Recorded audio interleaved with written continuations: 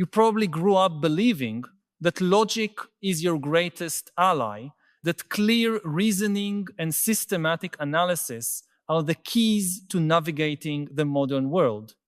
Perhaps you're one of those people who proudly considers yourself rational, who makes decisions based on data, who trusts numbers more than emotions. If so, I need to share with you a reality that may sound disturbing. This approach, which has served us so well for centuries, is rapidly becoming not only insufficient, but potentially harmful. We live on the threshold of a cognitive transformation, as profound as the agricultural revolution or the industrial revolution, and those who continue to depend exclusively on Cartesian logic will find themselves in an increasingly vulnerable and irrelevant position. The situation is already unfolding around us, even though we may not yet be fully aware of its magnitude. Consider for a moment how you make important decisions in your professional or personal life. You probably gather information, analyze pros and cons, maybe make spreadsheets or lists, research relevant data, and then reach a logical conclusion. This process, which seems so natural and correct, is being simultaneously replicated and surpassed by artificial systems at a speed and scale that makes our human analytical capacity almost obsolete. While you spend hours or days analyzing a complex decision, algorithms have already processed millions of similar variables and reached conclusions that, statistically speaking, have a higher probability of success than yours. But here lies the first paradox of our era.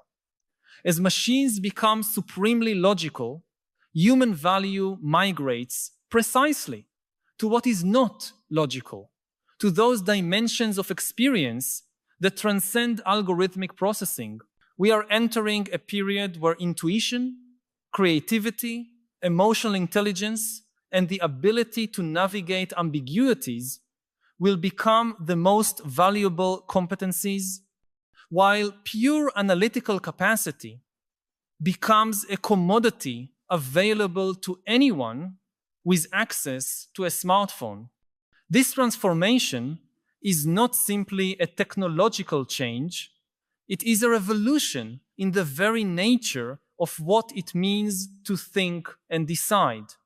To understand the depth of this change, we need to step back and examine how we came to value logic so much in the first place. During the last 3 centuries, since the Enlightenment, we have built our entire modern civilization on the premise that rational and scientific thought is superior to other forms of knowledge. Descartes taught us to doubt everything except what we can prove logically. The scientific revolution showed us that measurement, experimentation, and systematic analysis can unveil the secrets of the universe. The Industrial Revolution transformed these principles into machines and processes that exponentially multiplied our productive capacity. This success story of logic is undeniable and extraordinary. It gave us modern medicine, technology, transportation, global communication, and practically every aspect of the modern world we consider valuable, but it also created a kind of cultural addiction to rationality, a belief that there is always a right answer to be found through sufficiently rigorous analysis, that complex problems can be decomposed into smaller parts and solved systematically, that emotions and intuitions are obstacles to clear thinking that should be minimized or eliminated. This mentality shaped not only our approach to technical problems, but also our understanding of fundamental human questions. We applied business logic to relationships, quantifiable metrics to well-being, optimization algorithms to life decisions. We transformed education into a system of measurable inputs and outputs, medicine into standardized protocols, politics into electoral data analysis. And for a long time, this seemed not only sensible, but almost morally superior, a natural evolution of humanity toward greater rationality and less superstition. However, something fundamental changed in recent years and will dramatically accelerate until 2026. Artificial intelligence has not only matched our logical capacity in many areas, but has overwhelmingly surpassed it. An AI system can analyze patterns in amounts of data that would take decades for a human to process, can consider thousands of variables simultaneously, can detect subtle correlations that completely escape human perception. More importantly, it can do all this without fatigue, without emotional bias, without the cognitive limitations that affect human thinking.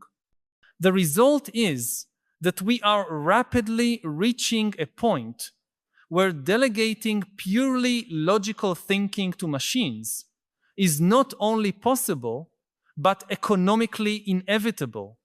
Why pay a human financial analyst to make market predictions when an algorithm can analyze much more data, much faster, with much more accuracy? Why rely on human medical diagnoses when AI systems can correlate symptoms with millions of historical cases instantly? Why depend on human strategic planning when simulation models can test thousands of scenarios in minutes?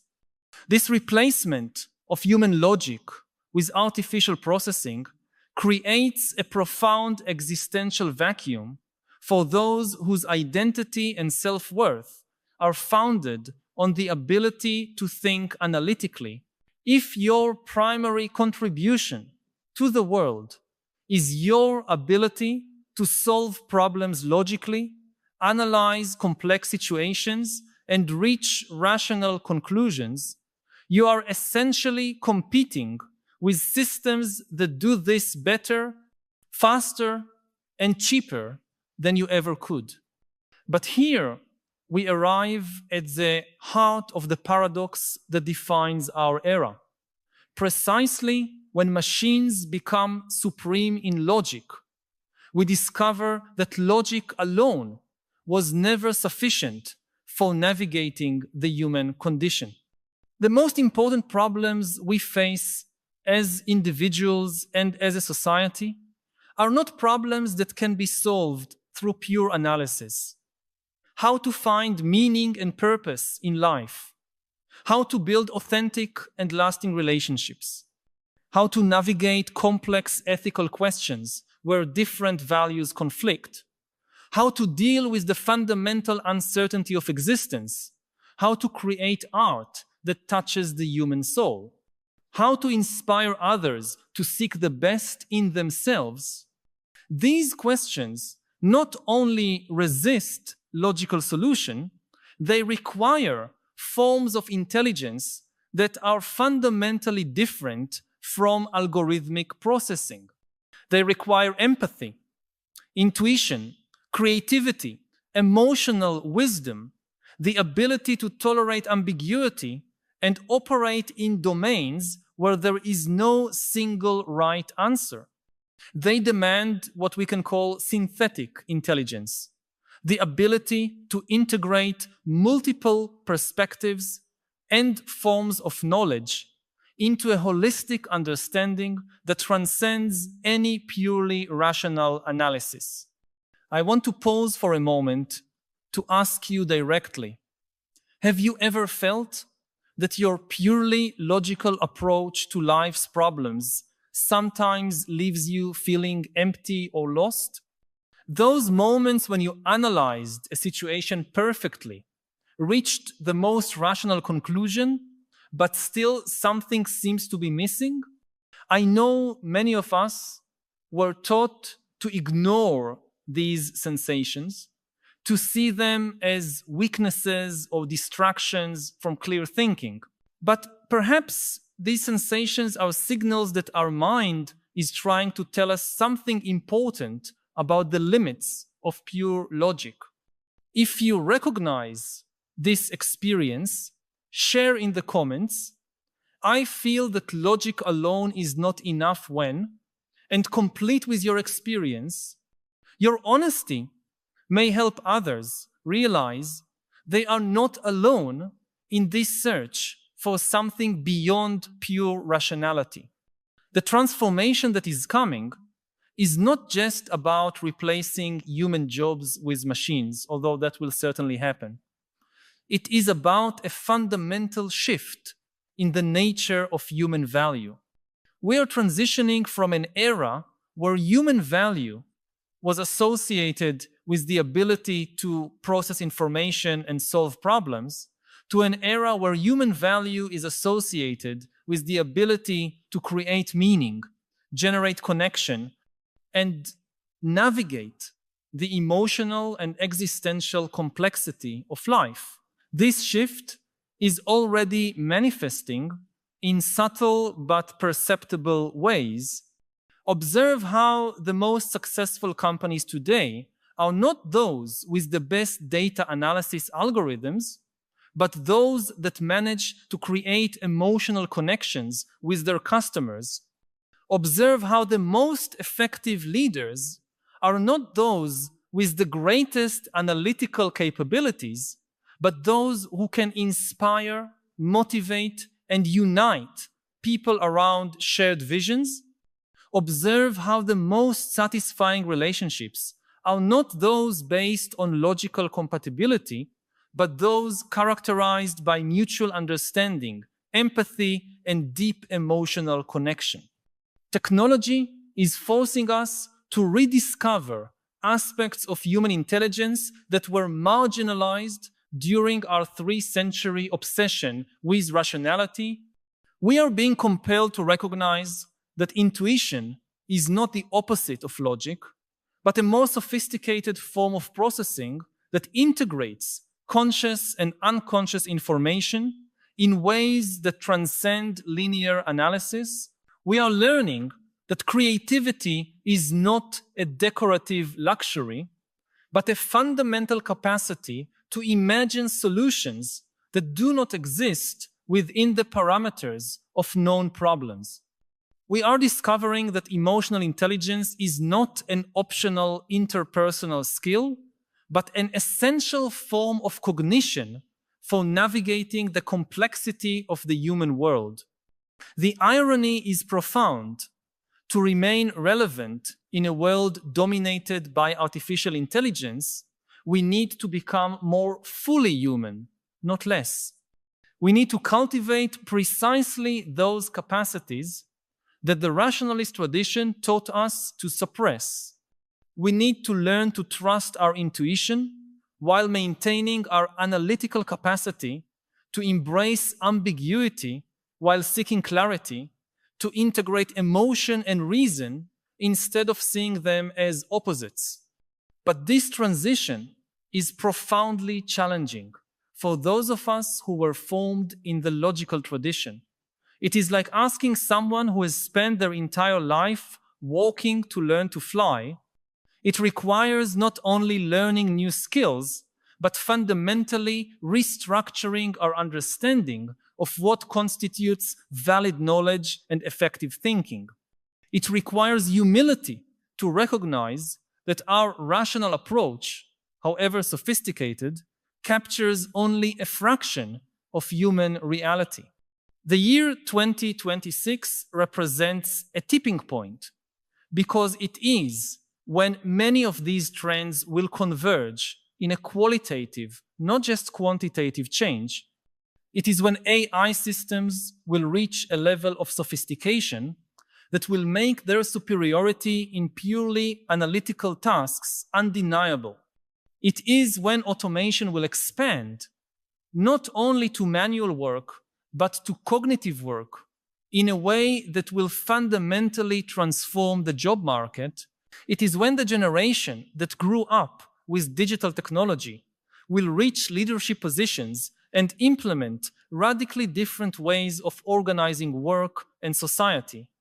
More importantly, 2026 is when the cumulative effects of digital transformation will become psychologically and socially inescapable.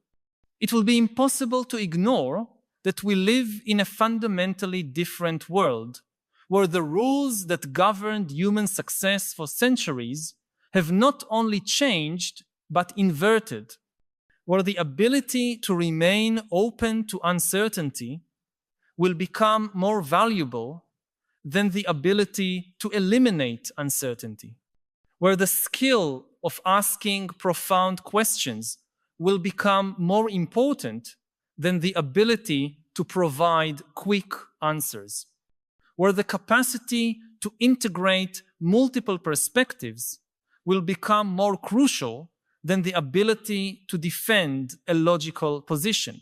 For those who recognize this transformation and begin to adapt now, the future offers extraordinary possibilities. Imagine a world where you no longer need to spend mental energy on routine analytical tasks, where you can delegate all logical processing to artificial systems and dedicate your unique human intelligence to questions of meaning, creativity, and connection. Imagine being able to collaborate with artificial intelligence not as a competitor, but as a partner, where machines handle the analysis and you focus on insight, vision, and synthesis. But for those who insist on continuing to compete with machines on their own terrain, who cling to the illusion that purely rational thinking is sufficient, the future will be increasingly frustrating and marginalized. They will find themselves fighting battles they cannot win, trying to prove human value through criteria that inherently favor artificial systems. The question is not whether this transformation will happen. It is already underway. The question is whether you will choose to adapt proactively or be forced to adapt reactively. The question is whether you will recognize this change as an opportunity to become more fully human or see it as a threat to your current identity. This adaptation requires courage because it means abandoning comfortable certainties about what constitutes intelligence and value. It requires humility because it means recognizing that much of what we considered superior thinking was in fact just sophisticated processing that can be replicated by machines. It requires curiosity because it means exploring dimensions of human experience that we may have neglected or undervalued. But it also offers liberation. Liberation from the tyranny of always having to have the right answer, of having to justify everything logically, of having to suppress intuitions and emotions in the name of rationality. It offers the possibility of a more integrated and holistic way of being human, where logic and intuition, analysis and synthesis, reason and emotion work together instead of in opposition. The development of synthetic intelligence that our era demands is not a return to irrationality or an abandonment of critical thinking. It is an evolution toward a more sophisticated form of cognition that incorporates and transcends pure logic. It is learning to use logic as a powerful tool when appropriate, but not as the only valid form of knowledge.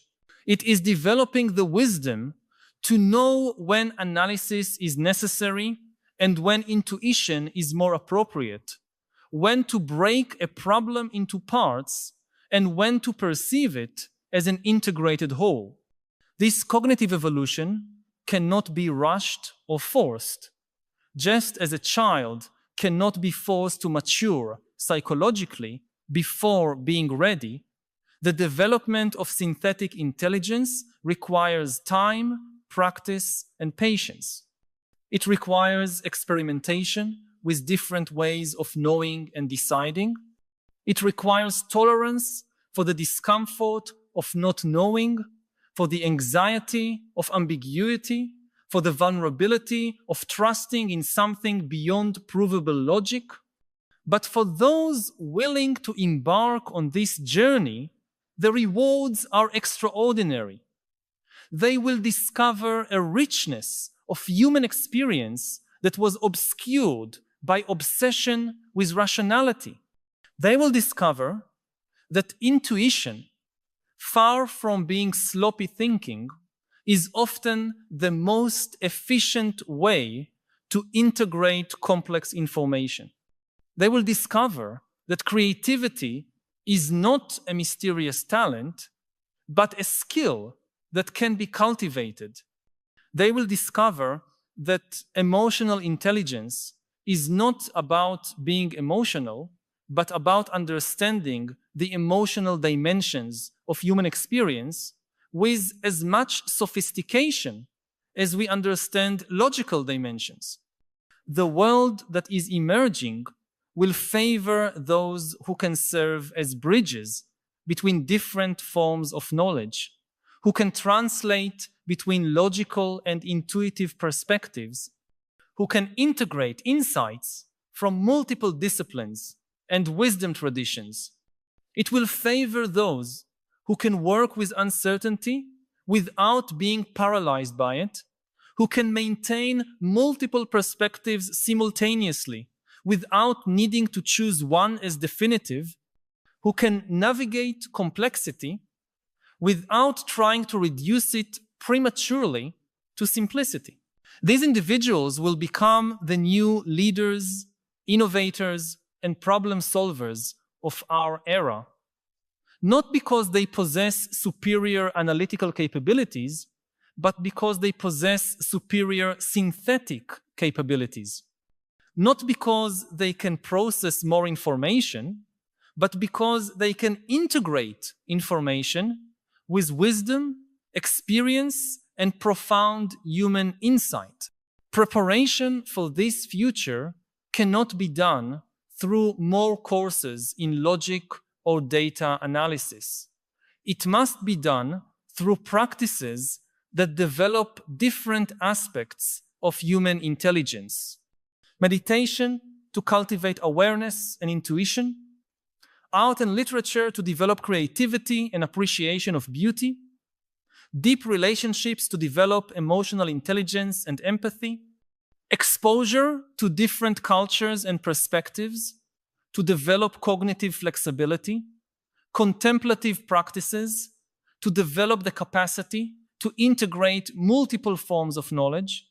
More fundamentally, it requires a shift in mentality from seeing knowledge as something to be possessed to seeing it as something to be experienced, from seeing problems as puzzles to be solved to seeing them as mysteries to be explored, from seeing uncertainty as a problem to be eliminated to seeing it as a space of possibility to be navigated.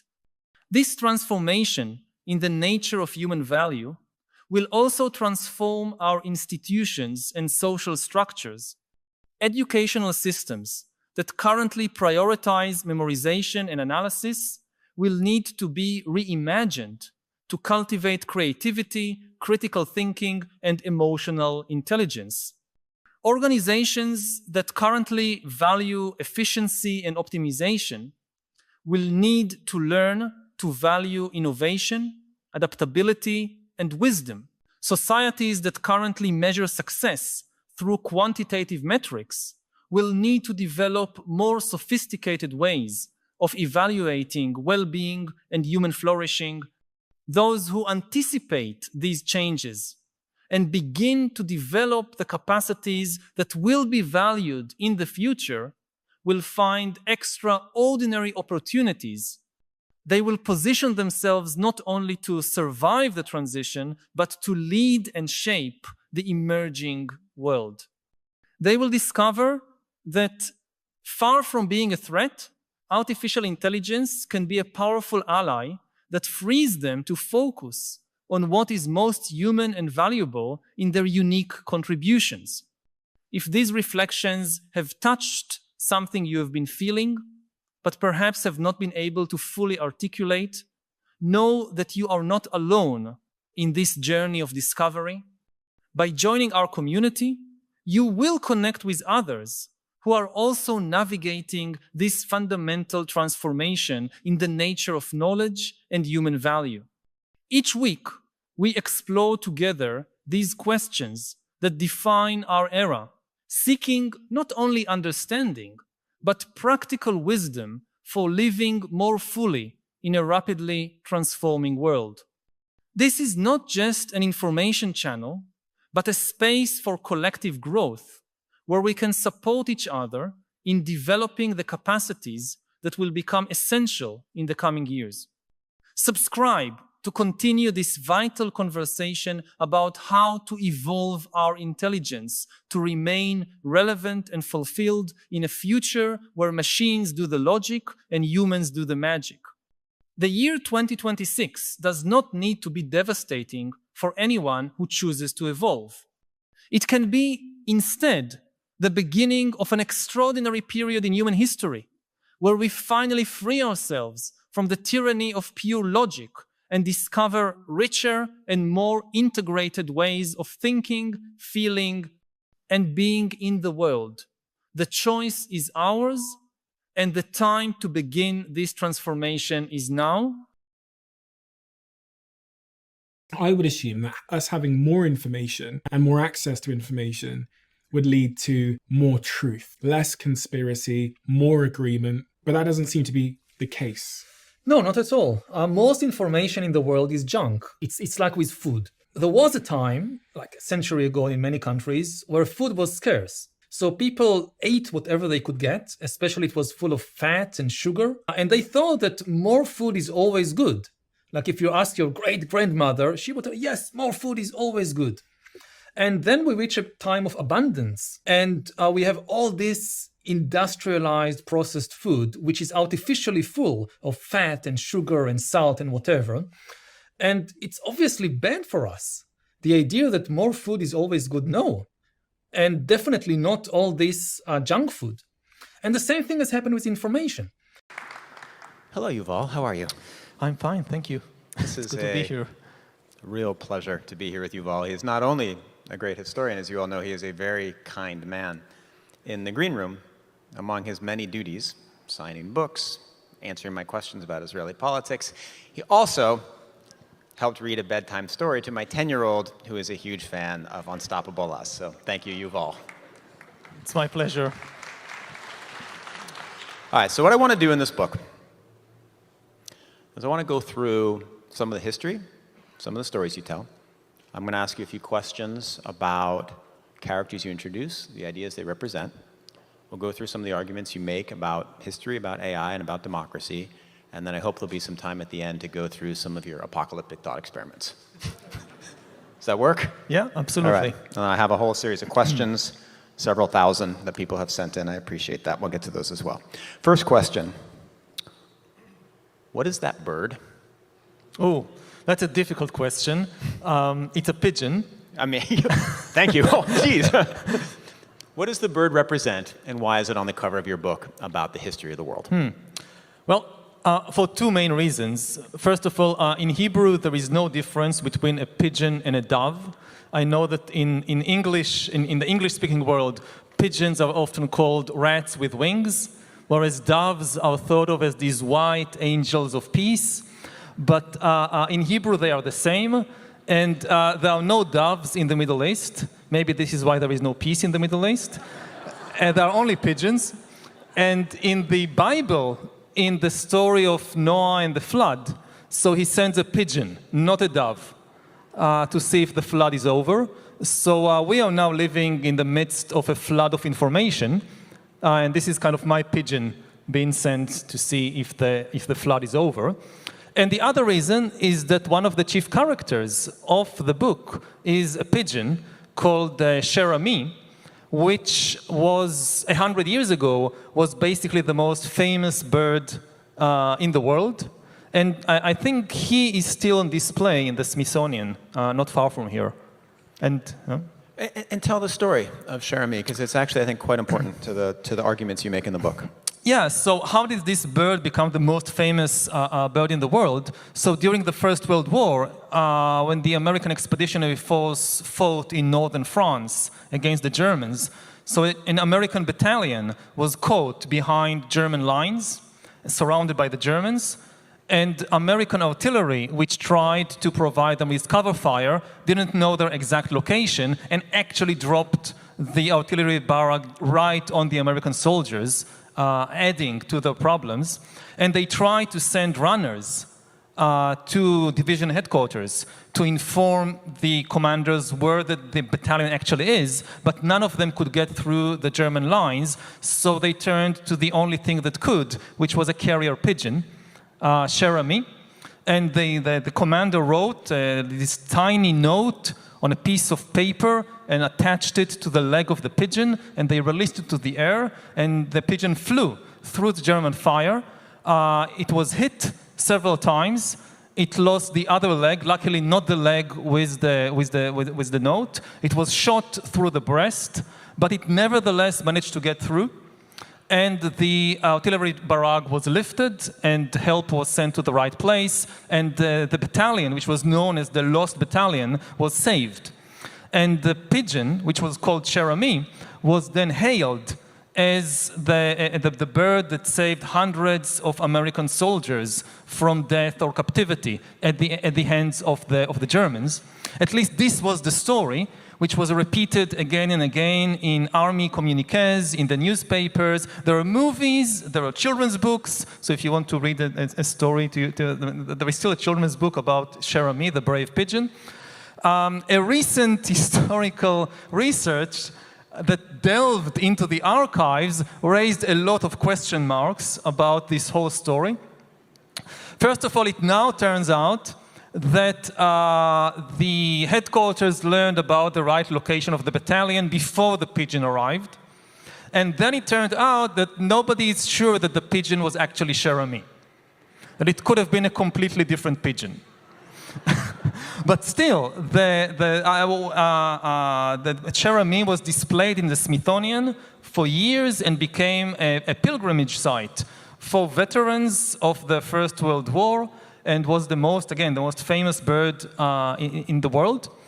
And this is part of what the book is about the power of information on the one hand, and about the tension between the truth and the stories we tell, and the effectiveness of stories which are not necessarily always truthful. And that's why it caught my attention, because, as you may have heard in America, we still have some of these issues, and in fact, often with animals. And so I'm going to read a quote that one of our modern philosophers dealing with the same issue, J.D. Vance, said yesterday. If I have to create stories so that the American media actually pays attention to the suffering of the American people, then that's what I'm going to do. You are in favor of that, correct? I'm not saying I'm in favor. I'm saying that this is what is happening throughout human history. Yeah. That, again, most information is not the truth. The truth is a rare and costly subset of information. If you want to write a true story, you need to invest a lot of time and effort and money, whereas fiction or fantasy, they are very cheap. You just write the first thing that comes to your mind. The truth also tends to be complicated, because reality is complicated, whereas fiction, you can make it as simple as you like it to be. And people usually prefer simple stories. And the last disadvantage of the truth is that the truth is often painful.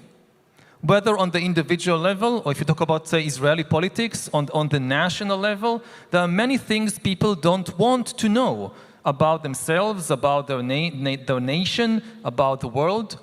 And fiction can be made as flattering as you would like it to be. So in a competition between something which is cheap and simple and flattering, and something which is costly and complicated and sometimes painful, it's obvious who is going to win unless you give the truth some help. This is the exact argument I made to my board yesterday while I'm trying to raise money for our fact-checking department. But let me ask you then about the question of a noble lie, because it's clear that history is determined by the people who tell the stories, which have either truth in them or they don't have truth in them. And you were not as dismissive of the idea of a noble lie as I expected you would be when I began the book. Explain in what circumstances it is okay for someone who is telling a story to not tell it exactly truthfully for the greater good of some kind. It is impossible for a story to be an exact replica of reality. There is a famous Borges story about an empire that wants to create a totally truthful map, which will be exactly an exact representation of reality. And they end up producing a map with a scale of 1:1.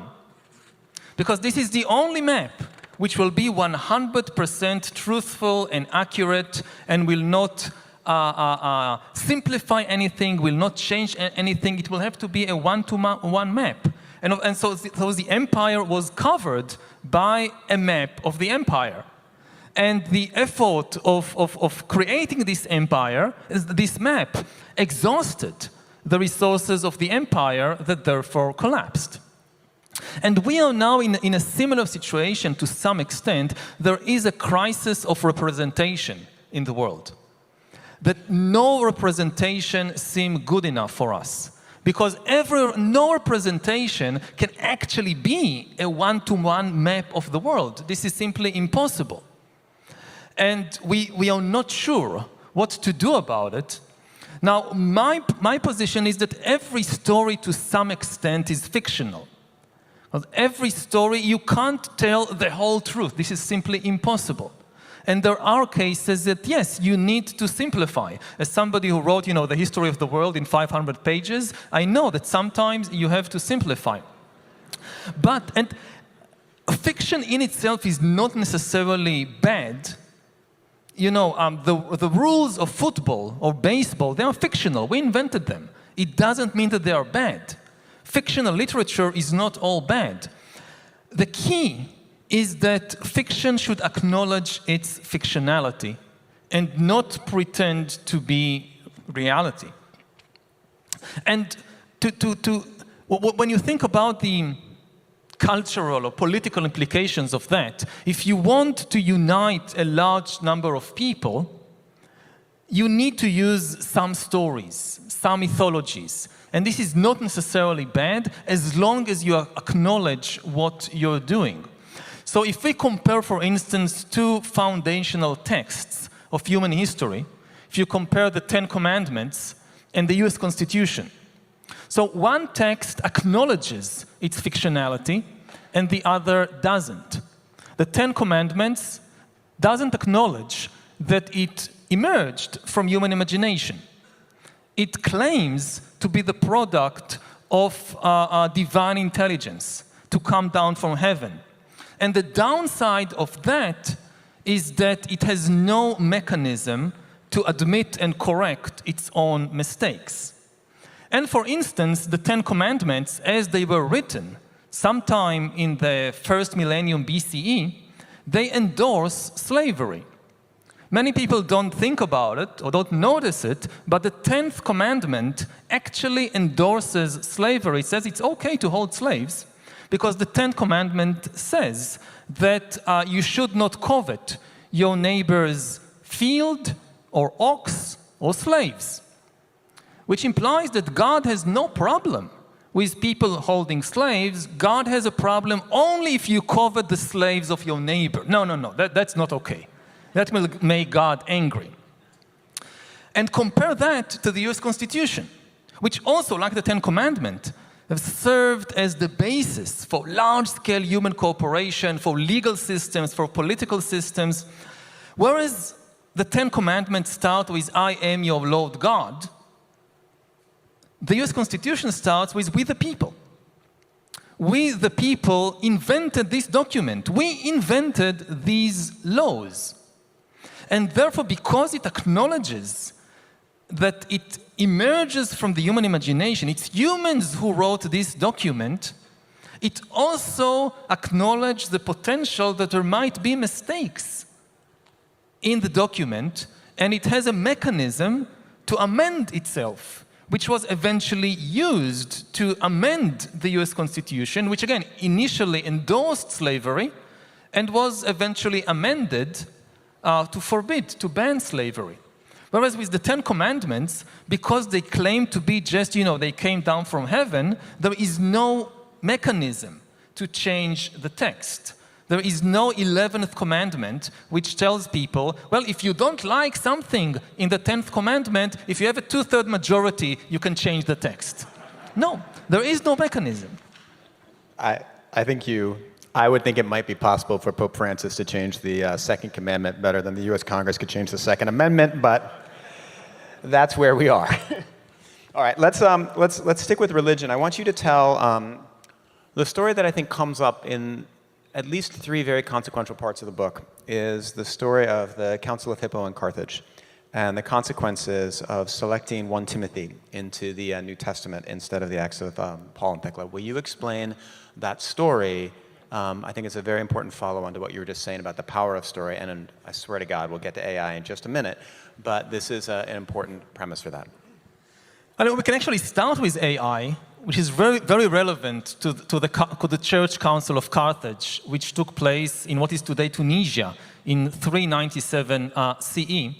Because AI, one of the first big things that we saw it do, that shaping human history, is taking the power of recommendation.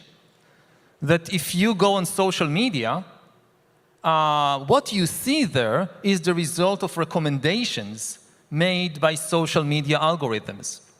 And the power to recommend to people what stories to read or what videos to watch is extremely important. And one of the best examples in history for the power of recommendation is the editorial process that created the Bible in the New Testament. The people who created the New Testament are not the authors of the texts.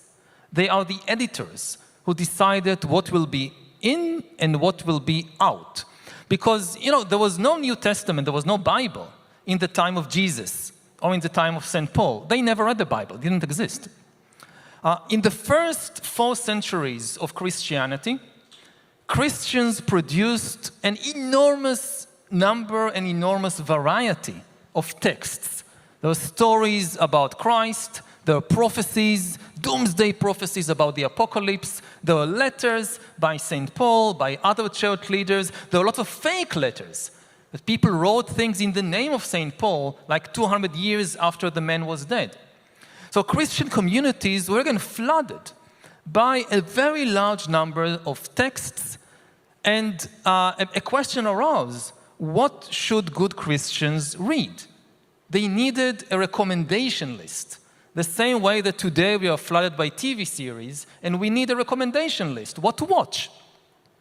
So in the late 4th century, a committee was set up, a church council, theologians, bishops. They met first in Hippo, in what is today, I think, Algeria, then in Carthage, in what is today Tunisia, and they hammered out a recommendation list, top 27 texts every Christian should read.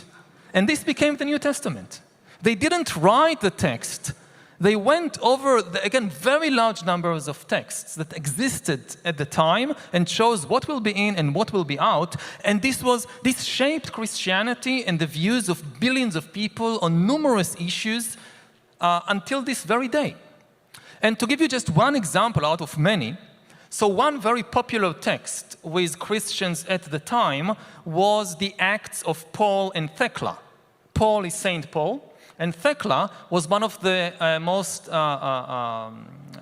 favorite saints of the time. She was a woman disciple of Paul, and she was a leader of the community. She preached, she performed miracles, she baptized, and she was hailed as an example that women can be leaders in the church. And women can preach, and women can baptize and perform miracles. So this was one popular text with one view of women. Then there was another text, a letter, allegedly from St. Paul to Timothy, which most scholars today think is a much later forgery. It was not written by St. Paul in the 1st century, probably forged in his name sometime in the 2nd century. And in this letter, a completely different view of women and their role in the church. It says that women should be obedient, should be silent, should never be leaders. They should fulfill themselves by doing whatever men tell them to do, and by having children and raising children. This is their role in life. And the committee in Carthage decided to exclude the Acts of Paul and Thecla from the top 27, but to include this letter to Timothy, which is still part of the New Testament around the world, as 1 Timothy. And this has shaped the views of billions of Christians about women in the church and also in general for more than 1,500 years. This is the power of recommendation. And now this power, and this connects to AI, this is the power which is increasingly held by AI algorithms.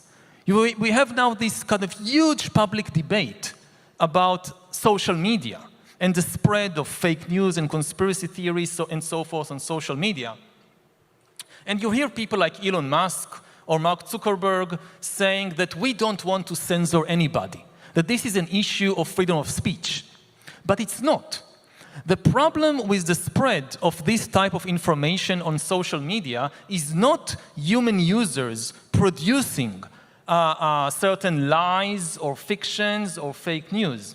The real problem is corporate algorithms deciding which stories to recommend, which stories to promote. And the power that was held by the bishops in the Council of Carthage and the power that was held by newspaper editors in recent generations, this is now the power in the hands of the social media algorithms. And this should be at the center of the debate, which we'll get to. On regulation, it's not about the freedom of speech of humans. It's about the responsibility of the corporate algorithms. Because if a corporate algorithm decides to promote a certain conspiracy, this is not on the person who invented it. This is the decision of the algorithm and the decision of its human corporate masters, and this is what should be at the center of the debate. So what I'm hearing is if the Council of Carthage had been slightly different, women would have been empowered much sooner. We would have had a feminist revolution several centuries earlier. Probably AI would have been invented, and we all would be obliterated by now. Is that correct, Yuval? That's one possibility. I mean, you can never, history is extremely surprising. Yeah, no, I know. You can never predict the outcome. You can't unspool one thread from the tapestry. Let's go to some of the concerns you have about AI. I want to go through some of the concerns very quickly, and then I want to go through your philosophy of how these algorithms should be structured. But very briefly, in just a word or two, explain why modern AI might destroy democracy. Ooh. Very briefly. Well, very briefly, democracy is a conversation. Now, dictatorship is one person dictating everything. That's dictatorship. Democracy is when a group of people have a conversation in order to decide what to do about any major question. Now, to have a conversation is not an easy thing. And there are technical difficulty. If you have 20 people trying to have a conversation, so they can all gather in a room and talk with each other. But how can 20 million people have a conversation? You need some kind of technology in order to do that.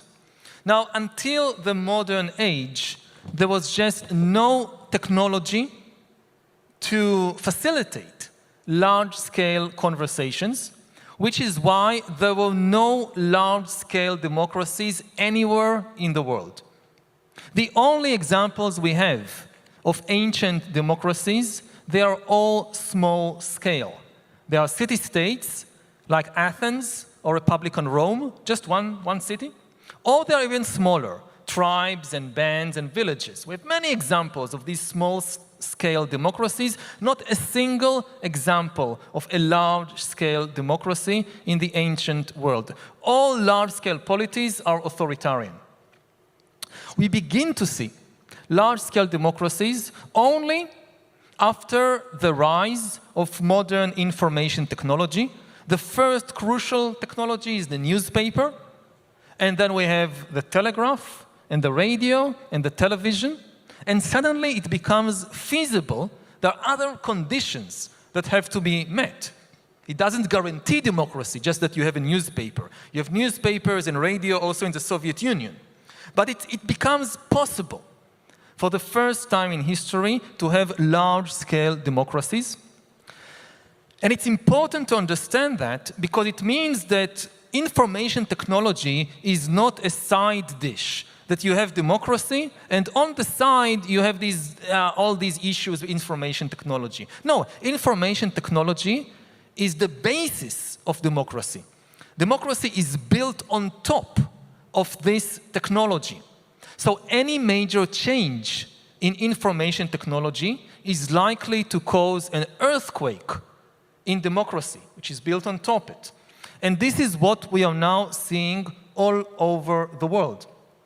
What we are seeing all over the world is the collapse of the democratic conversation. We have the most sophisticated information technology in human history, and people are losing the ability to talk with each other, and even more so, to listen to each other. And in every country where this is happening, there are these unique explanations of what is happening in our country. Why can't Democrats and Republicans in the US have a conversation anymore? And you go to Israel, to my country, you hear the unique explanation of what is wrong with Israel. And then you go to Brazil, and then you have the unique explanations of what's wrong with Brazilian society. But you see, the same thing is happening everywhere. The conversation is collapsing, and this is not because of some special feature in the history or society or economy of the country. It's a universal earthquake which results from the rise of this new information technology that originally the developers of the technology promised to us that it will spread the truth and bring tyrannies down and strengthen democracies, but it is doing the opposite. And very briefly, one way to visualize what is happening is imagine that democracy is a group of humans standing and having a conversation, and suddenly a group of robots enter the circle and start talking very loudly, very persuasively, very emotionally, and we can't tell who is a human and who is a robot. This is what has been happening over the last 10, 15 years, and the result is that the conversation is breaking down. And again, this is not a uniquely American phenomenon. It is happening all over the world, leading more and more to the rise of dictatorships, because dictatorships don't need conversations. Again, there is one person dictating everything.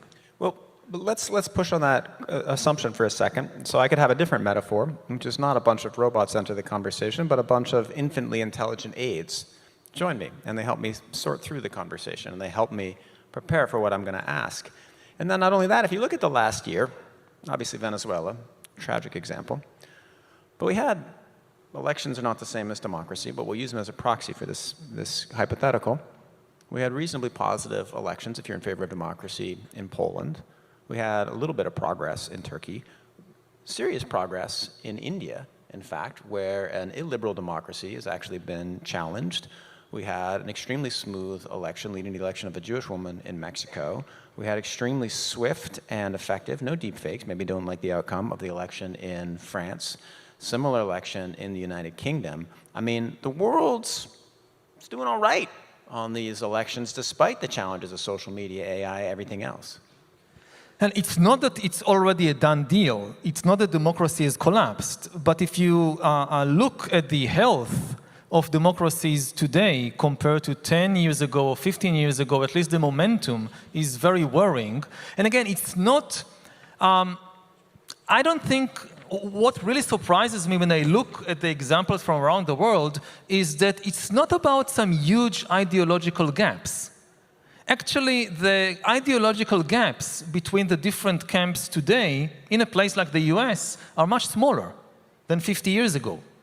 What worries is the kind of temperature of the argument, and again, this inability to have a reasoned debate, to have a reasoned conversation. Simply having elections is important, but it is not enough. Elections are not democracy. And even in some of the examples you mentioned, so it's not about who wins, which 51% win in the end. It's about the relation between the 51% and the 49%. And democracy shouldn't feel like every election is a life and death struggle, that if we lose this, it might collapse. And even more so, it shouldn't feel like a war between enemies. If a country reaches a situation when people view their political rivals as enemies, then democracy cannot survive for long, because then every election, again, it's like a war. You do anything to win. If you lose, you have no incentive to accept the verdict. If you win, you only take care of your tribe. What is happening in this situation, that a nation breaks down into tribes, leading eventually either to tribal warfare and civil war or to dictatorship. I think that the key thing here also has to do not just with democracy, but also with nationalism and with the breakdown of national communities. That many people think that democracy and nationalism, or democracy and patriotism, are somehow opposites, but they go together, they must go together. Democracy functions well only when there is a national community, only when you feel that you really care about the other people in your country and that they really care about you. If a nation reaches a point when there is no longer a nation, there are warring tribes, and each tribe cares only about itself, then it's only a question of time before democracy collapses. And this is really the worrying trend that we see in many places around the world, irrespective of the results of the latest elections here or there. And this, again, it goes back to the type of communication between people. Can we, for instance, listen to people with different views from our own without thinking that they are enemies? I learned in the green room that one of the ways that Yuval avoids arguing with bots on Twitter is that he, as he says, is he's stuck in the 90s and uses email and the telephone. Let me ask you a question then. All right, so we're headed into this age. I will certainly agree that democracy is at risk, and I will certainly agree it is at risk for the reasons you give, and I will certainly agree that we will soon have extremely powerful AI algorithms that will underlie a lot of the decisions we make and a lot of the thinking that goes on in our own heads. In a very important section in the book, you lay out 4 values that you think should be embedded in AI systems, and they are benevolence, right? AI systems should be benevolent, seems reasonable. Decentralized, mutuality. You should understand about it, what it understands about you, and the ability to evolve, much as you said about the U.S. Constitution versus the Ten Commandments. So a question for you, what happens when some of these come into conflict with each other, right? So when I read that section, I thought, well, benevolence kind of is in tension with decentralization, because if you decentralize these algorithms, then suddenly you have all kinds of algorithms, you have all kinds of options, you have all kinds of different companies, some of which will be benevolent as you define it, some will not be benevolent as you define it. Well, how is one supposed to weigh these four principles for designing future AI systems? Because weighing them correctly seems pretty important to getting the world you want.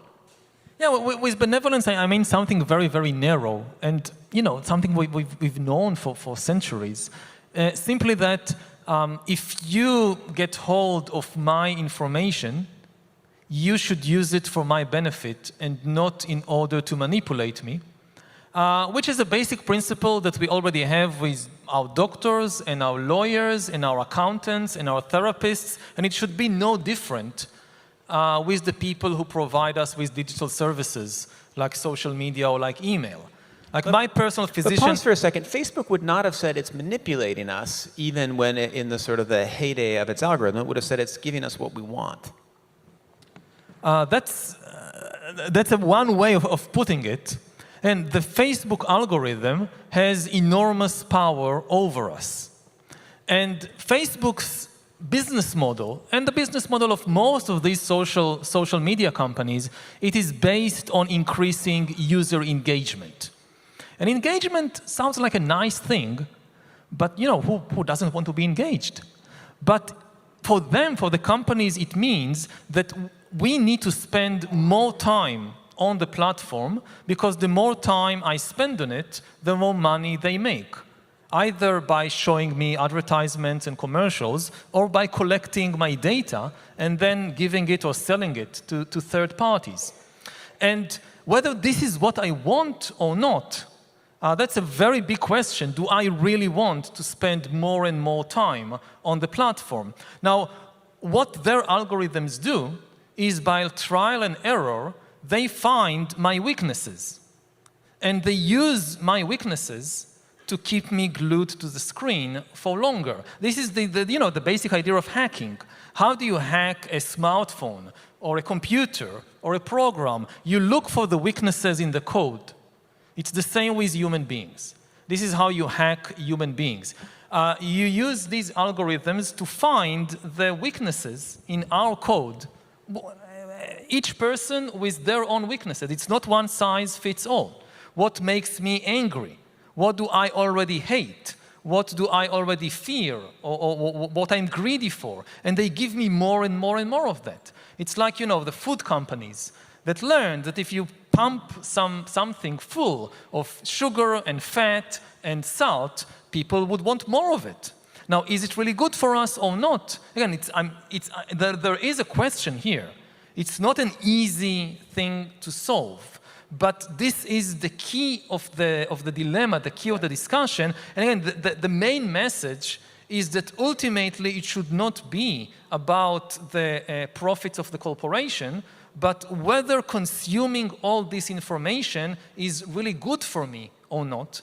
And one last point, I think like in the example of food, we've reached a point when I think most people need an information diet. That this simplistic idea that more information is always good for us is simply wrong, the same way that more food is not always good for us. Well, that's why everybody should subscribe to The Atlantic. Let me give you a thought experiment. Because part of what I think is going to, for your system to come down and to work, it's going to depend a little bit on who defines benevolence and who defines these values. And so I want to give you a thought experiment from a conversation I had at a bar not long ago. So I met somebody. I'm going to change some of the details because I can't reveal who they are and what exactly they do. But it was an engineer who works in AI, and they make algorithms. And their current job is that they work for the state of Texas, and they're in charge of the sentencing algorithm. And so they're in charge of an AI algorithm that will determine how long somebody who's guilty will be sent to prison. And so they have hard tasks, right? They have to make sure any algorithm that is trained on historical data will have the biases of that historical data. So You train a sentencing algorithm on historic Texas data, it will be racist, so you have to control for that. You may let the women out sooner, you have to make sure that's proper and right. And you go back through and you control through it and you try to fix that. And so we're having a long conversation and I'm asking her, well, how do you control for this and how do you control for that and how do you control for this? And eventually she says, you know what I do, Nick? She said, I've rigged the algorithm. And I've rigged it in such a way that everybody will be sentenced for much less time than the state of Texas did before. And I've done it in such a way the state of Texas will never figure out that I've done that. Is that something that an AI engineer should be doing? That's extremely dangerous. Because Extremely dangerous, but it may be a value that many liberals agree with, and they feel like conservative states have sentenced people for too long. So it's embedding a value that that person feels is benevolent into a system and leading to what they believe is justice. At the very least, when we are talking about, the law of a country, this should be left to the citizens and to the voters, Well, it has and been. not to the, a dictatorship of an engineer. Well, they've given the power to hire whatever contractor they want to the state. They've elected, the governor of the state of Texas, and they've hired this person. The state is not Texas where this is happening, so don't Google sentencing algorithm. It's a different thing in a different place. You won't be able to figure it out, but it's the same example. I think that the key point that is raised by this example is the issue of unfathomability. To what extent we can still understand the systems that control our lives. Yeah. When I get this question a lot of what really frightens me about AI. And you have these kind of Hollywood science fiction scenarios of the big robot rebellion, and the robots are rebelling and coming to kill us, and this is unlikely to happen anytime soon. But what is already happening, this is not a science fiction scenario for the future. What is already happening is that we basically have millions of AI bureaucrats, millions of bureaucratic algorithms making more and more decisions about our life. We apply to a bank to get a loan, it's an AI deciding. We committed a crime, they send us to prison, it's increasingly an AI deciding. For how long?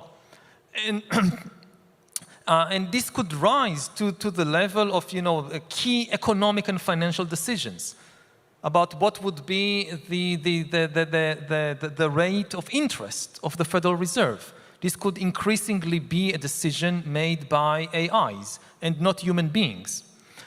And there are many good reasons why to give this kind of power to AIs. But what happened down the road when eventually so many of these crucial decisions about us are made in a way that we simply cannot understand. We don't know why the bank refused us a loan. We don't know why they sent us to 5 years and not 4 years or 6 years in prison. We don't know why the interest rate is 4% and not 3%. And we don't know, not because somebody's hiding it from us, simply because it's far too complicated for the human brain. That the advantage of AI, the good side of AI, that it can analyze much more data than any human brain, find patterns that we can't, deal with mathematical complexities which are way beyond what we can deal with. But the downside of all that is what is the meaning, for instance, of democracy? If increasingly all the decisions, or at least many of the decisions, are made in a way which are not transparent and therefore not accountable to human beings. Let's go through another one, which is somewhat similar. So one of the companies that makes AI systems is Anthropic. And they use this system called constitutional AI as they choose how they write their prompts and how they structure their algorithm, which is probably the closest of the major AI companies to, as I understand it, the philosophy of Yuval Noah Harari.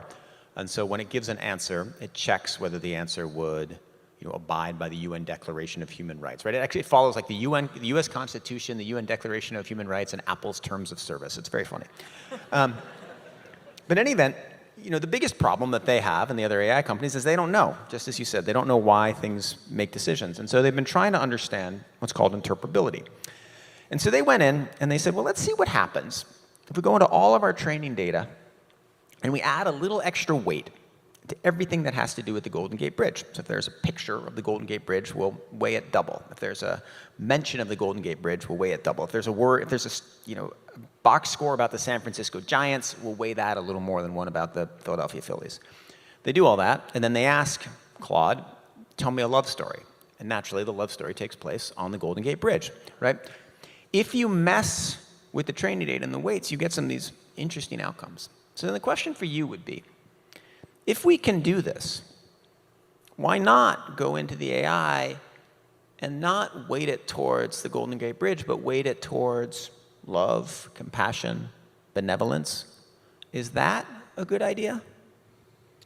I'm not sure what it means in a technical sense, but when I look at human history, I know that quite often in history, people talk about love, or they start with love, and very quickly they get to hate and to war. The Christianity, which sees itself, and going back to the Council of Carthage, sees itself as the religion of love, that it's all about love, was responsible for more violence than any other religion or ideology in history. And they somehow found a way how, out of love, we wage crusades, and we build inquisitions, and we burn heretics at the stake. It's all out of love. And they really believed it. They also gave us Bach. But again, the way that I think this often happens is that if you think that you are motivated by love, and if you think that you're trying to build utopia, whoever stands in your way must be demonic. Whoever stands in your way must be evil. The more good I am, then any opposition is by definition, it's not just somebody who thinks differently, but they are evil. Now again, I'm not sure how to translate that into AI speak, but one of the lessons from history is that just thinking that because we have these kind of good weights, we've weighted our holy book, we've weighted the code in favor of love. Anything that has love, it got extra. Anything that has compassion, it got extra. And somehow from that, you get the Inquisition. So if it happens with humans, I would also be very worried about AI. But what we need, the basic thing that, again, we learn again and again in history is that we need a self-correcting mechanism. We can't trust that just because something has these good values at its basis, what will come out of it will also necessarily be benevolent and compassionate. We saw it again in the modern age with Marxism, which begins with these wonderful ideas of equality and of compassion, and ends with the gulags. And if you're really convinced that you're coming from a good foundation, and also if you think that you're in the process of building utopia, then it gives you an open check to do the most horrible things on the way to utopia. And then anything that stands in your way is then transformed from political rivalry to kind of demonic possession. I mean, in some ways, this is one of the scariest things you said, because the people who are building the AI models genuinely do believe they are leading us to utopia, right? And that's very, very dangerous, because this is what gives them the open check. They say, we are building utopia, so anything that kind of we have to sacrifice on the way is worth it, because when you would look at the bottom line, and this was the basic argument also of people like Lenin and Stalin. Yes, we have to murder these millions of people, but in the end, when we build utopia, real existing socialism here on Earth, it will turn out that it's, these billions who died in the Gulag, this was worth it.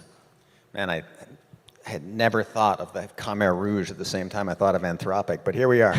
but hold on, Yuval. In the next couple weeks, I think, where were you last? You were last in Toronto. You're probably going to move west, and you're probably going to sit down, and you're going to sit down with all these people because they all read your books, right? There's this famous image of Jeff Bezos, and he's giving this interview, and he's got like 4 books behind him on his bookshelf, and like plants, and and 3 of them are Yuval's, I believe. So you're going to be talking to these folks, And so what you're telling me is that if, say, Dario Modi, the guy who runs Anthropic, is there, he's like, we're trying to figure out what to train on, and I've been thinking we should train it on, we should just train it on sort of positive, uplifting, factual stories. I really don't think we should, train it on everything, which includes like serial killers' diaries. And you're going to say, like, no, put the serial killers' diaries in there because, don't just train it on your definition of love. Is that what you're going to argue to him? No, I mean, I would basically say that I don't know how to train AIs. This is not my field. But no matter what kind of positive basis you give it, and no matter what positive intentions you have, your number one assumption should be that this thing is not infallible. I'm not infallible. There is a high chance for mistakes, and therefore I need to leave room for correction. The most important thing when you build it is build a mechanism for identifying and correcting the mistakes. Again, this is also the advice that I would have gave Lenin in 1917. Like, you're going on this huge experiment, you're thinking that you're building utopia, start with the assumption that you will make mistakes, include in the structure, say, of the Soviet Union, mechanisms for identifying and correcting the mistakes of the system, including the mistakes of Lenin and of whoever is going to succeed you, which is the one thing they didn't do. Yeah, Lenin should have read *Sapiens*. I have a nice image of him reading it on the train there. All right, let's talk a little bit about cocoons, which is one of the extremely interesting parts of your book. So you make an argument, and you say that there are some fundamental human issues, like the separation of mind and body. You tell the story of Martin Luther. It's actually a way of telling the story of Martin Luther I had not read before.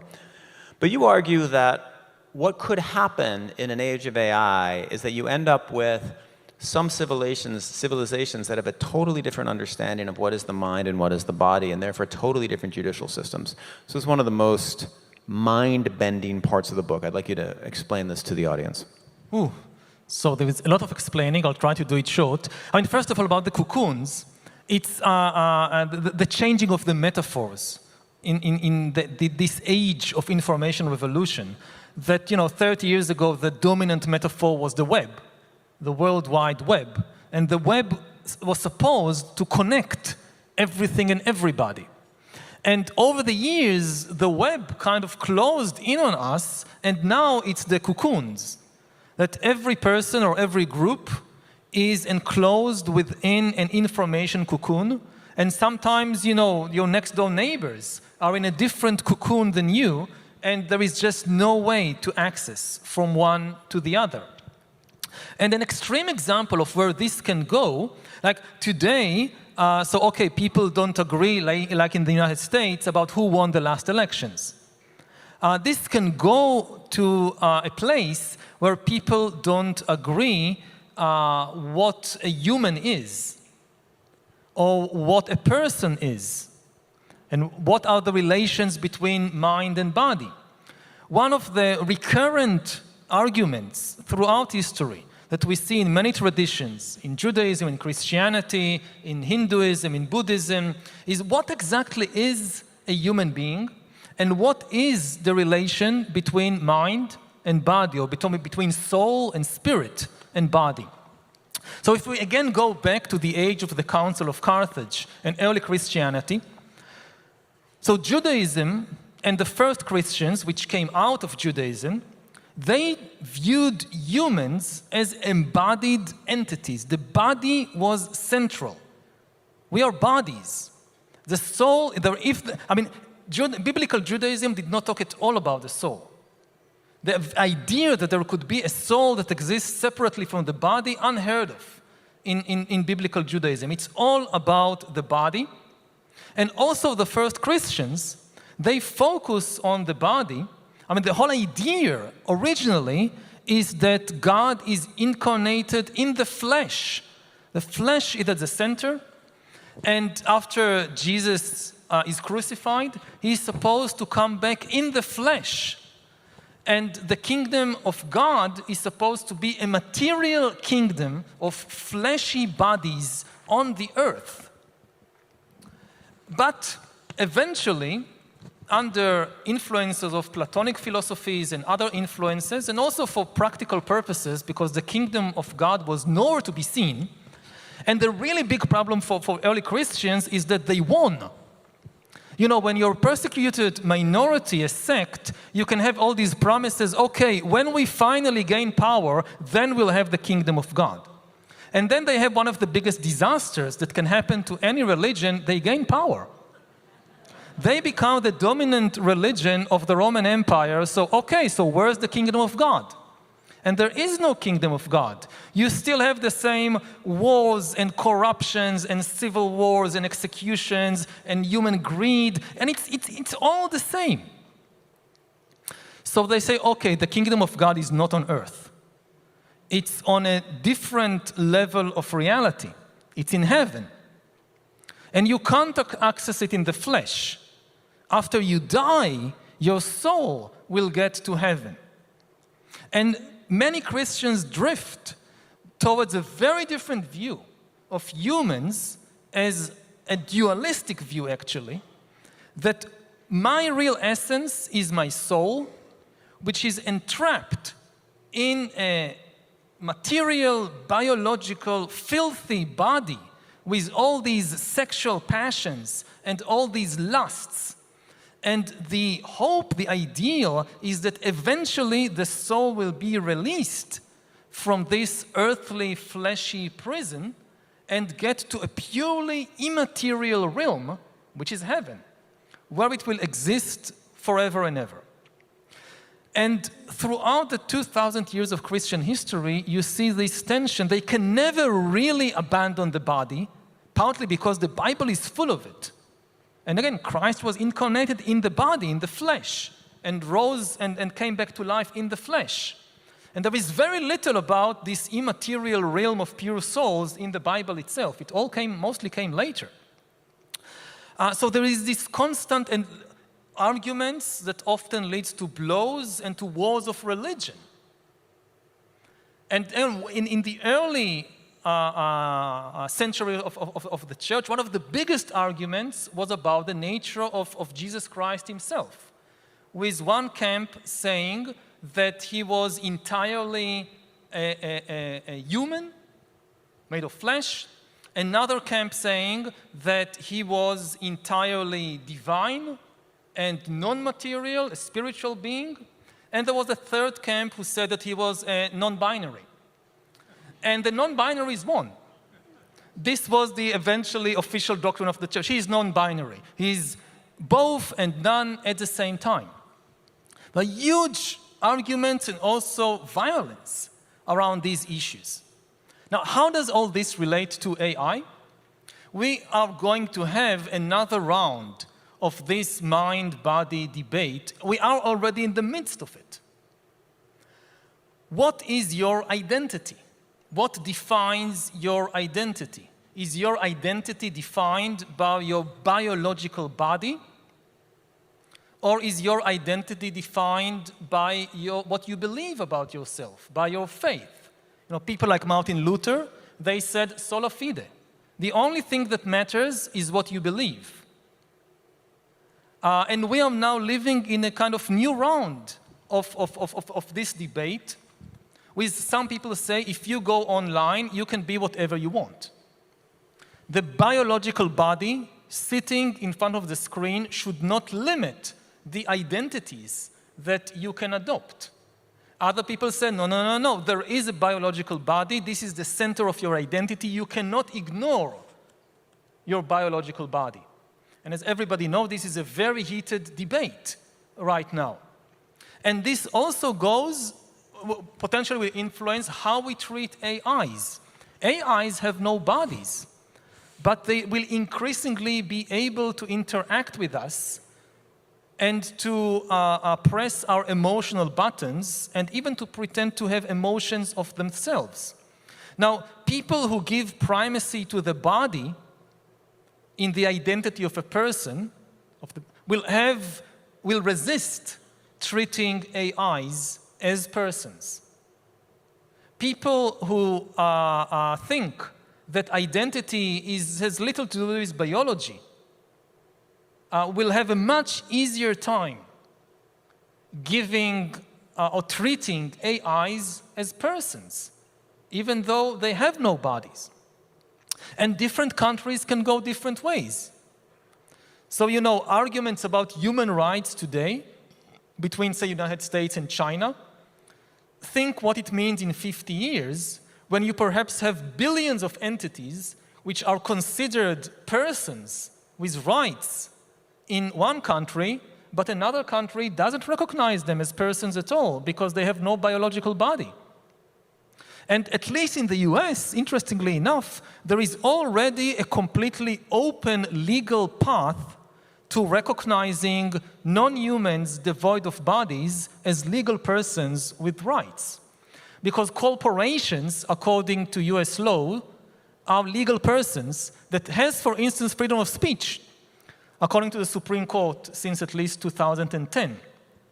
Now, at present, this is a legal fiction because all the decisions of corporations are made by human beings with biological bodies. So Google, according to US law, is a legal person, but at present, all the decisions of Google have to be made by some human being. But what happens in a few years maybe when you start incorporating AIs as legal persons? You can technically incorporate an AI as a corporation, let's call it Google. And the interesting thing about Google is that it doesn't need any human employees to make its decisions for it. This is what the AI can do it by itself. So the AI, for instance, can open a bank account and can start earning money. It can go on TaskRabbit or Mechanical Turk online and offer its services to people or corporations and earn money, and then it has money. And then it can start investing its money in the stock exchange. And if it's a very intelligent AI, it could potentially become the richest person in the US. So think about a situation when the richest person in the US is not a human being. It's an AI. And again, according to US law, as far as I understand, one of the rights reserved for this non-human person is freedom of speech, which manifests itself, among other things, in making political contributions. So this AI could donate billions of dollars to politicians in exchange for giving even more rights to AI. So these are the kinds of science fiction scenarios I think that we should be more concerned with than the Great Robot Rebellion. If a senior AI bot starts to hit on a junior AI bot in this corporation, what should the AI HR department... Okay. We have a bunch of flesh and blood bodies here who have to go get pizza and beer. So I'm going to ask just one more question about the apocalypse, and then we're going to go to audience questions. So I was reading your book on the subway. I was wrapping it up before dinner the other night with my son, and this was my favorite paragraph. I'm just going to read it to you, and I want you to explain what it means. We have now created a non-conscious, but very powerful alien intelligence. Agreed. If we mishandle it, AI might extinguish not only the human dominion on Earth, but the light of consciousness itself, turning the universe into a realm of utter darkness. Very cheerful book here, Yuval. This is the end. It is our responsibility to prevent this. So one way to prevent it would be to prevent AI from extinguishing us. Another would be to try to create consciousness and send it out into the universe. Explain to me,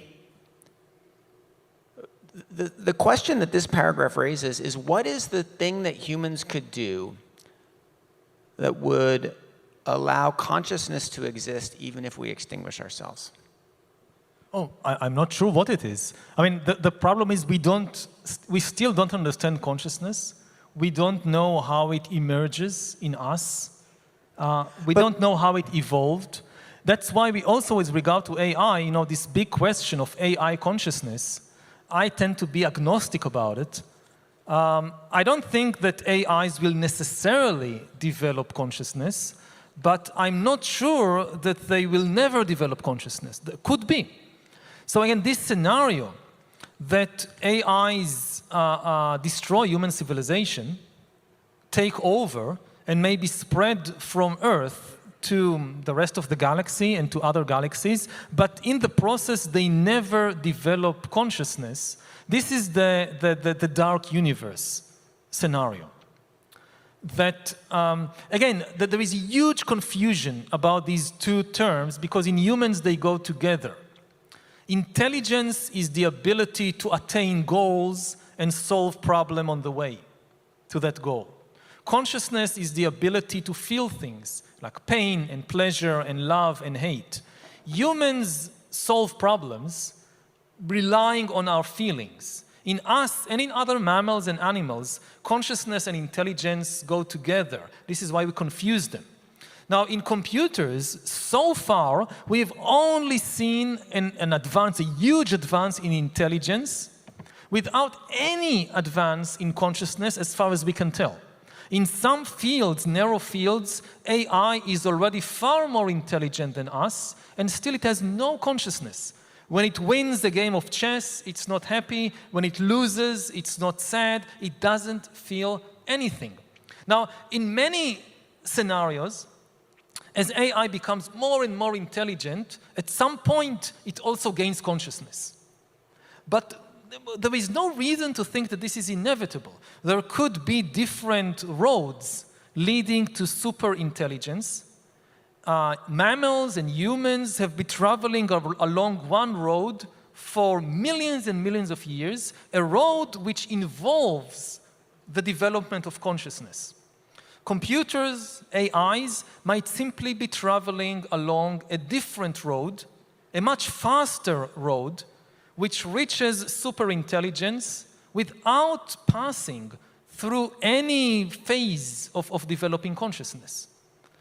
And if this happens, and if it gets out of our control, this could spell, again, not just the end of the human dominion on Earth, but the end of the light of consciousness itself. You can have a galactic empire without any feeling, and nothing feels anything. It's just all dark. But why is that?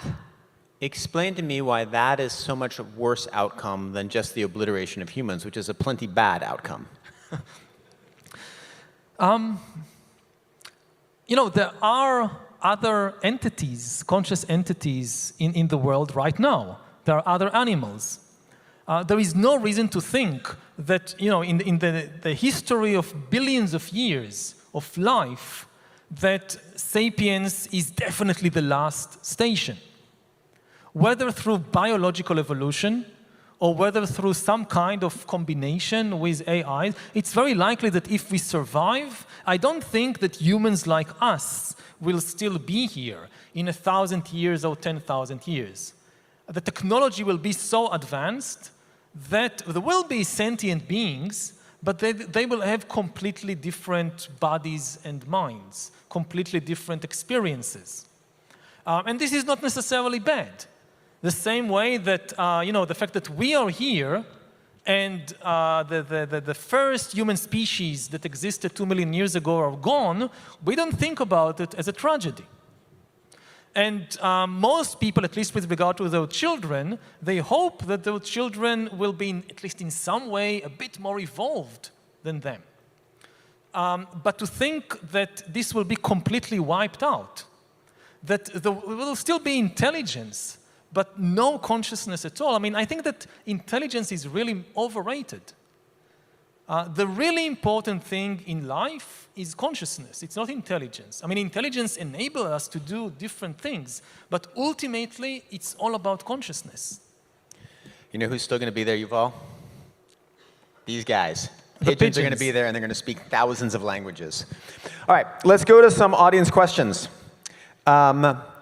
In your last book, this is from Martin Gallardo, in Homo Deus, you began your book by arguing that humanity has, quote, has almost defeated, quote, hunger, plagues, and war. Do you still stand for that idea, or have you reconsidered your argument?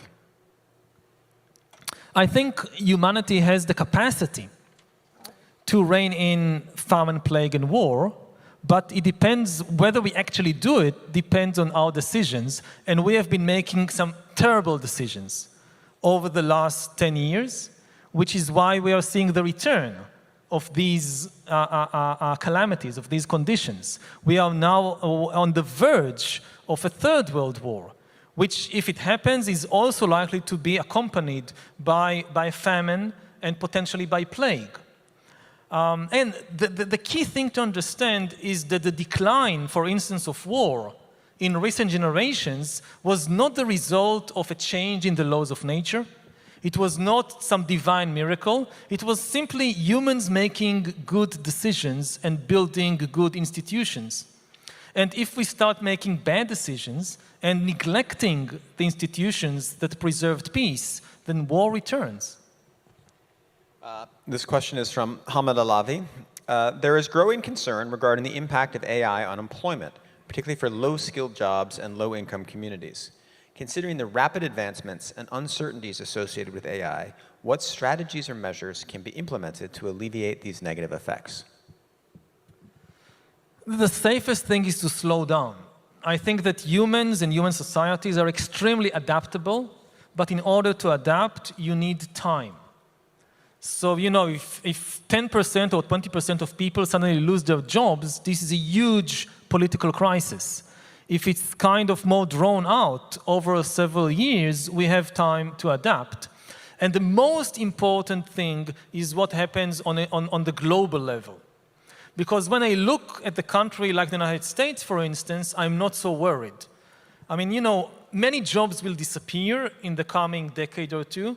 Other jobs will emerge. The big question is whether people will be able to retrain themselves to fill the new jobs. And for that, they will need support.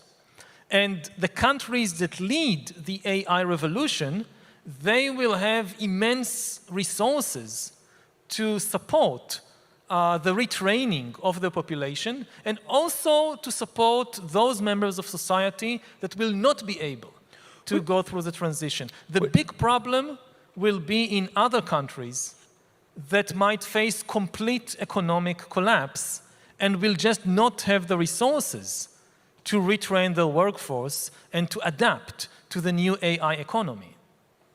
What do you think of the premise of the question that AI will affect employment, particularly for low-skilled jobs in low-income communities? People argue both sides of that. I'm not sure. There are good reasons to think it will definitely impact also kind of high-income jobs, accountants, lawyers, doctors, coders, engineers. There is no reason to think that it will focus specifically on low-income jobs. I think it's probably going to wipe out media CEOs and historians first. This is from Mike Sexton. My favorite thing about your historical writing is that it has implications not just for how we live, but how we should live. If you were a lifestyle guru instead, what message or recommendations would you have for your audience? I'm not a lifestyle guru, so I don't know. As most of you know, this man meditates 2 hours a day, takes a month-long retreat. You are a lifestyle guru. Yeah, but I don't tell all people to do it. I know that, you know, it works for me, but I know it doesn't work for other people. You know, if for somebody else, it's better to, you know, take a hike in the woods, so do that instead. The idea that, you know, meditation works for me, so it must work for all people, it's not. Yeah, I tried a month-long silent retreat and didn't work for my employees and my 3 kids. How do you think AI and disinformation will impact minority rights, especially for those in the LGBTQ+ community? Again, it depends on our decisions. It's not deterministic. It can work both ways. For my own life, I know that, you know, the internet and social media has been wonderful in many ways to the LGBTQ community. I met my husband 22 years ago in one of the first social media websites for gay people in Israel, which was, again, it was really a revolution. Because if you think about minorities in history, there are 2 types of minorities. You have concentrated minorities and you have dispersed minorities. And concentrated minorities, you think like, you know, Jewish communities. So if you're born a Jew, let's say in Europe in the Middle Ages, then there aren't many Jews around, but you're surrounded by them. You're born into a Jewish family, in a Jewish neighborhood, in a Jewish ghetto, in a Jewish community, you know lots of Jews. So you have no problem finding other Jews. But I, for instance, I was born in Israel in the 1970s. I grew up in the 80s and 90s in a very homophobic society. And I wasn't born in Tel Aviv. I was born in a small suburb of Haifa. And I didn't know anybody who was gay. And this is a dispersed minority. Most gay boys are not born to a gay family in a gay community. Sometimes it happens, but it's very rare. So the first question you encounter is, how do I find the others? Again, a question that Jews don't have to deal with, but gay people had to deal with throughout history. And then the internet came along, and to a large extent solved the problem. That suddenly it became very easy, or at least much easier than before, to find each other. So, I often criticize, and in the book there is a lot of criticism of information technology and social media, but they also have enormous positive potential. Could extinguish the light of the universe, but good for the gays. All right.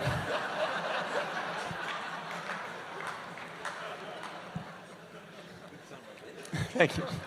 If you could resurrect one other species of human that is now extinct, which one would you bring back and for what purpose?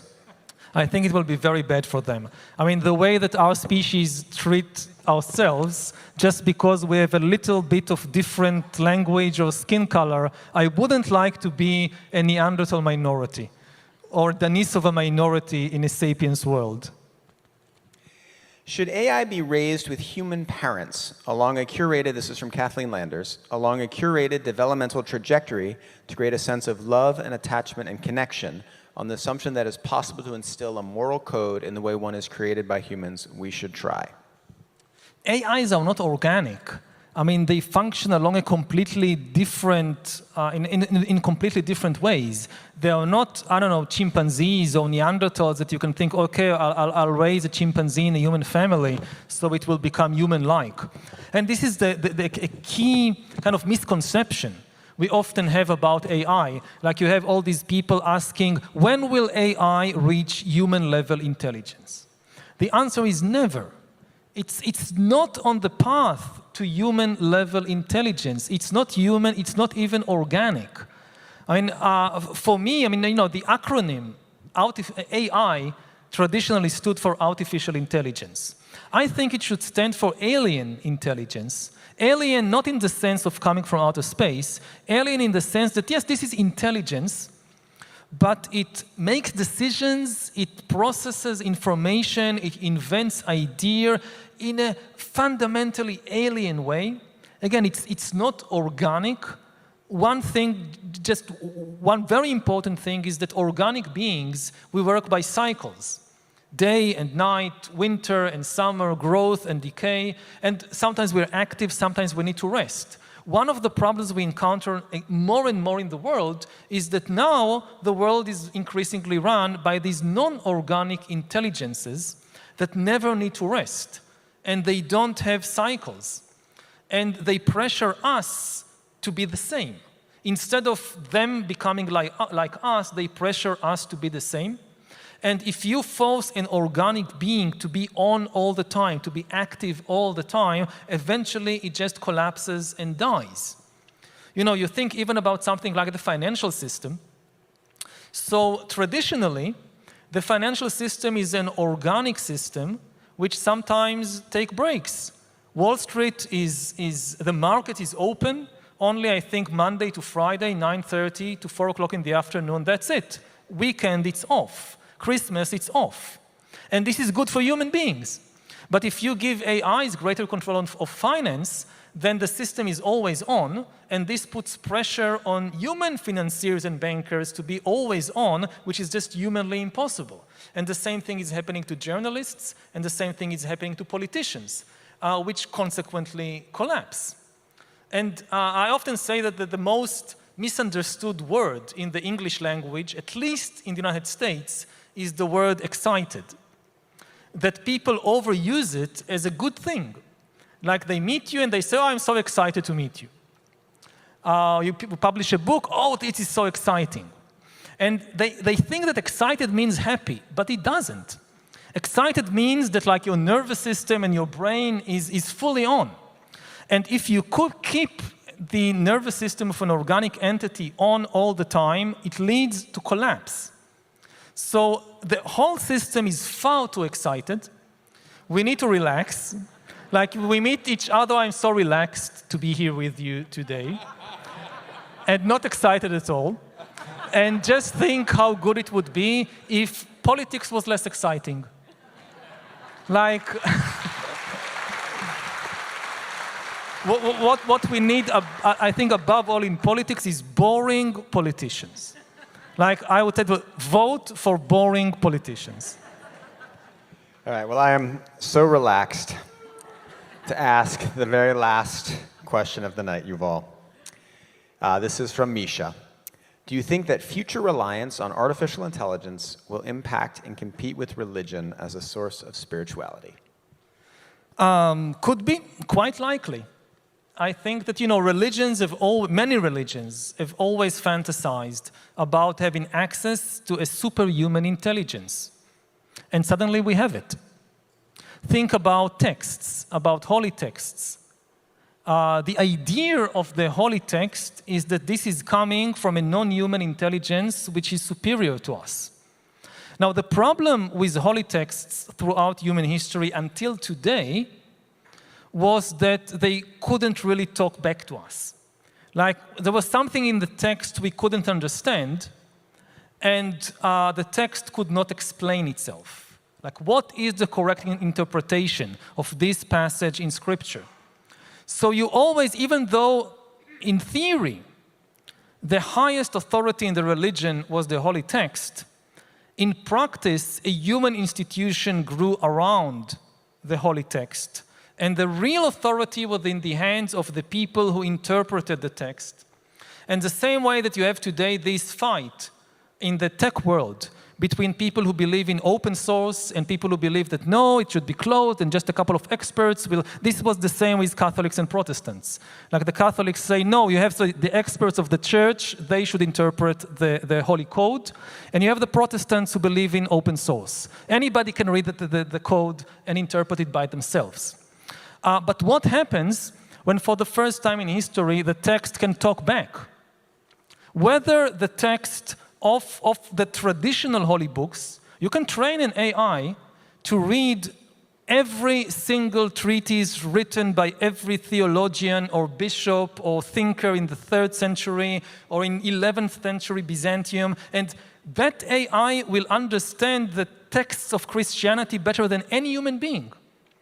Would it be more authoritative than human theologians and bishops? One big question. The other question, what happens if you have new religions with texts written by a non-human intelligence? And this can already happening right now. With AIs maybe disseminating a new holy text online, which creates the kernel for the next big religion, which will have, again, a text that can talk back, coming from a superhuman, non-human intelligence. So I definitely think that some of the most interesting developments in AI will be in the field of theology and religion.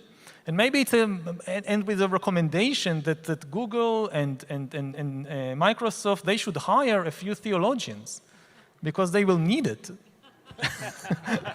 All right, that is the perfect note to end on. Thank you so much to Politics and Prose. Thank you so much to the theater. And thank you most of all to Yuval Noah Harari.